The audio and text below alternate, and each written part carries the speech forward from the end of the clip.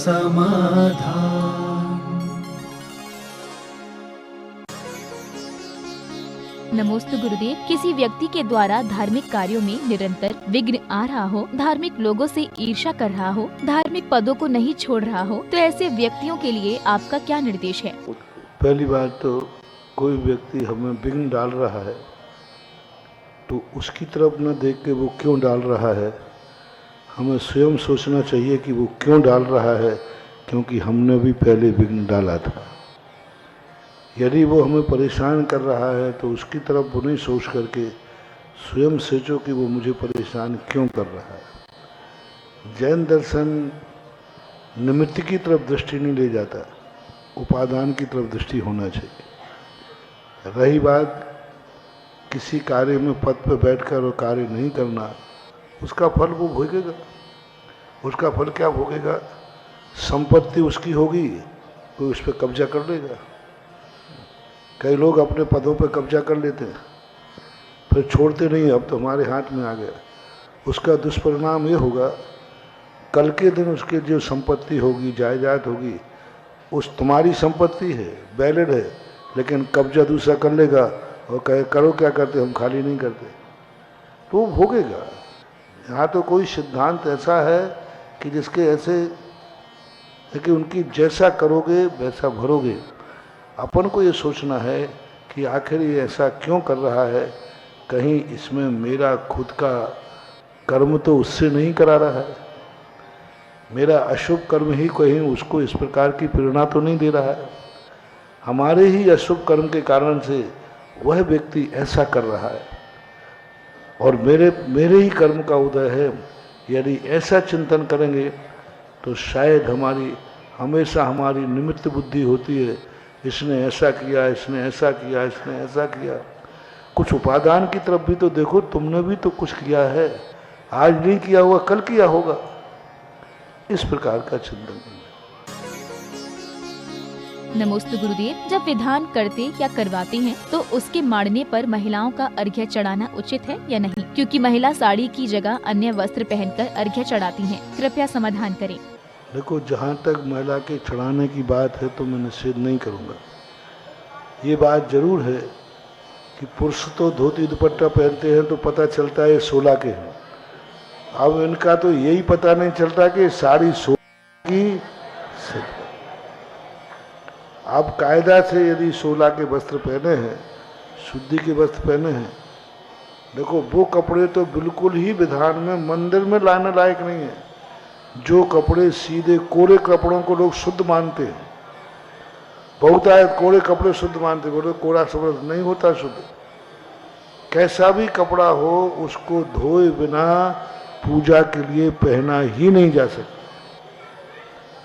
उसको धोना ही पड़ेगा। बिना धुला हुआ सीधा बाजार से लाया हुआ कोई भी कपड़ा है वो पूजन विधान के योग्य नहीं है। इसलिए चढ़ाने में तो कोई बाधा नहीं है, चढ़ा देते हैं तो, लेकिन शुद्धि का पूछ के चढ़ाएं कि भाई शुद्ध वस्त्र है या नहीं। नमोस्तु गुरुदेव। सूतक पातक की परंपरा कब से प्रारंभ हुई? पहली बात तो ये है कि सूतक की परंपरा बहुत प्राचीन है।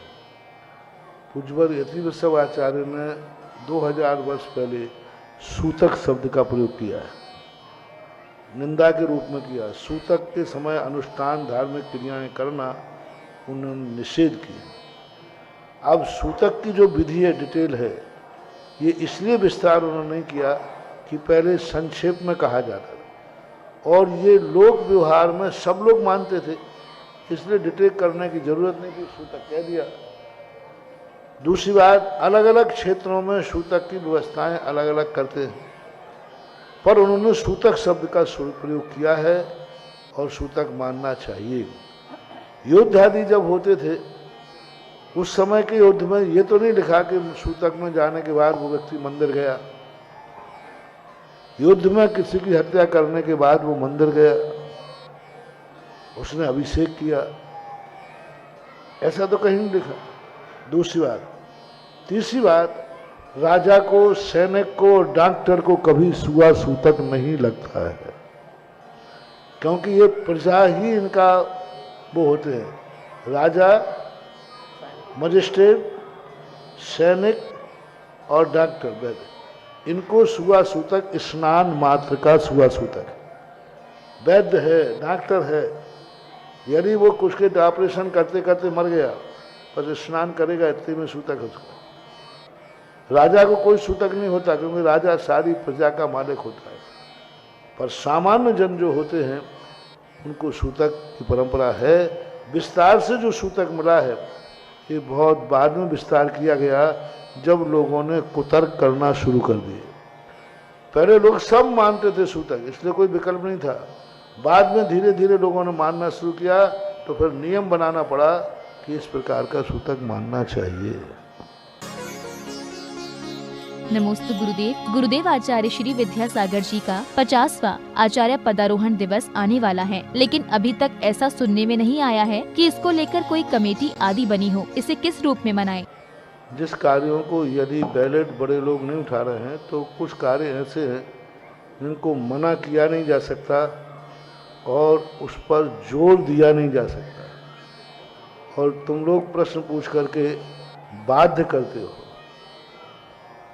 और प्रश्न पूछने के बाद उस पर क्या जवाब दें? मनाओ ना, खूब मनाओ, जितना मनाना है मनाओ, कितना मनाना है। लेकिन अब तुम कहो यहाँ से, तो उसका कोई ना कोई रहस्य होगा, कोई ना कोई कारण होगा। कुछ बातें हैं ऐसी जो कही नहीं जाती और कहने से हम कह भी नहीं सकते, लेकिन उसके लिए आप लोगों के लिए कुछ ऐसी चीज़ों पर प्रश्न करते समय ऐसे सोचना चाहिए। ये सार्वजनिक मंच है, इन प्रश्नों के संबंध में कई बार हमारे आचार्य श्री कहते हैं, बुलवाते क्यों हो, देख लो ना। हम बोले क्यों, देख लो ना। महाराज जी ये करूं कि या नहीं करूं? बोले मैं क्या कर रहा हूं, वो देख लो ना। नहीं आप बोलो, मैं तो नहीं बोलूंगा। एक बार किसी ने कहा, महाराज जी आरिकाओं की पूजा होना चाहिए या नहीं? तो आचार्य ने कहा देख लो ना, ये आरिकाएं बैठी हैं, कि नहीं आप बोलो। तो उन्होंने कहा हम बोलेंगे तो नहीं।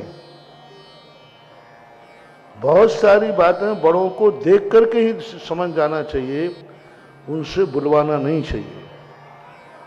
बुलवाने में हाँ और नहीं में दोनों में स्थितियों की कुछ मजबूरियां होती हैं, कुछ परिस्थितियां होती हैं, कुछ कारण होते हैं जिनको वो बोल नहीं सकते, मना भी नहीं कर सकते।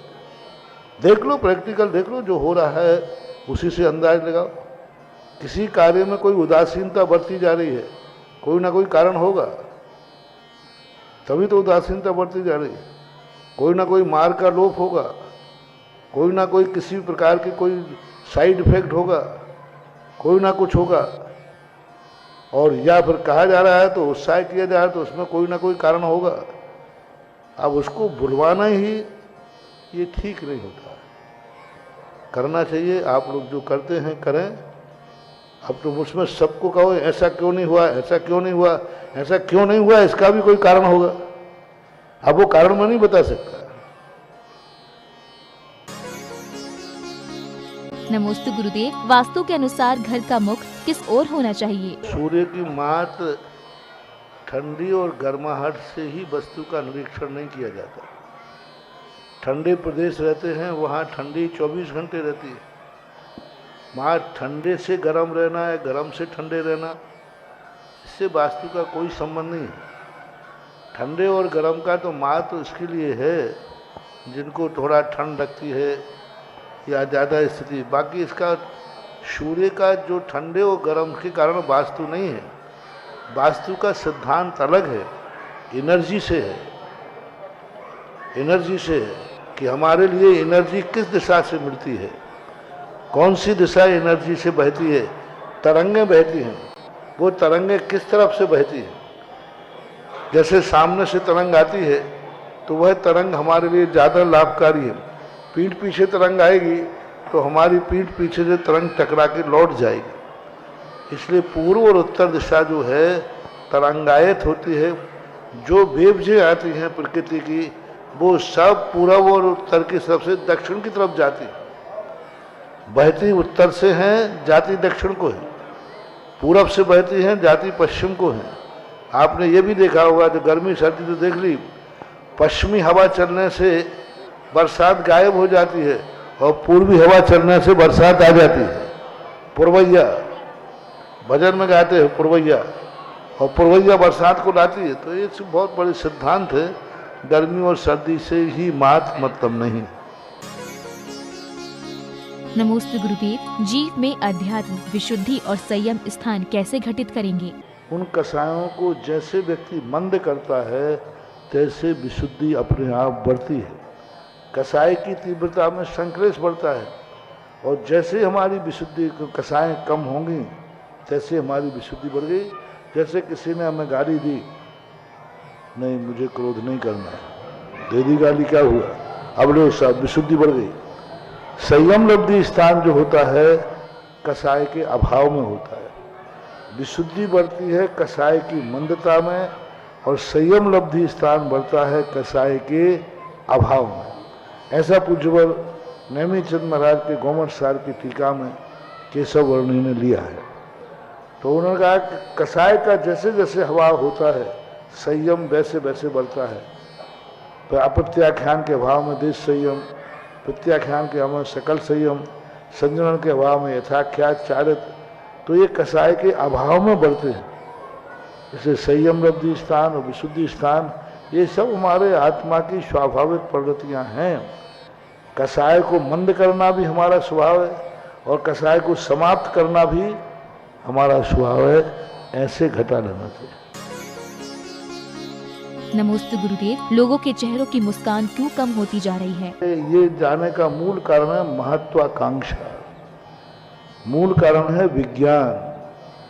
विज्ञान जितना जितना विकास करेगा उतने उतने चेहरों की हवा खिसकेगी, क्योंकि वो आकर्षण देगा, और उस आकर्षण तक हम पहुंचने में समर्थ नहीं होंगे। वो ऐसा आकर्षण बाजू में खड़ा कर देगा कि तुम दिन भर कितने भी सुखी होगे, दिन भर तड़पते रहोगे, ये मुझे कम मिलेगा, ये मुझे कम मिलेगा। और आज एक से एक आइटम स्पर्धा में उतर रहे, और वो व्यक्ति टेंशन में जा रहा है, मेरे पास ये मोबाइल कब होगा।